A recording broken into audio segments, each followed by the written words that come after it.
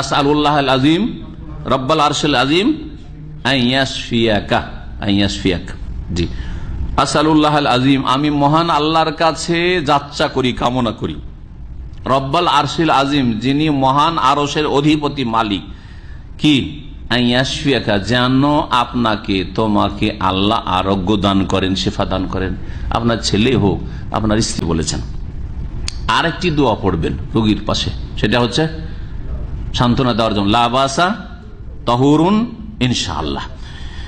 এই হাদিসটি বুখারীতে রয়েছে। রাসূলুল্লাহ সাল্লাল্লাহু আলাইহি ওয়াসাল্লাম একবার এক বেদুইন অসুস্থ ছিল, তাকে দেখতে গেলেন। বেদুইনকে দেখতে যেতেন, যাযাবর, তাকেও রোগী দেখতে গিয়ে তার জন্য দোয়া, লা বাসা তাহুরুন ইনশাআল্লাহ, কোনো ক্ষতি নেই, আল্লাহ যদি চান তো রোগটি গুনাহ থেকে পবিত্রকারী হবে।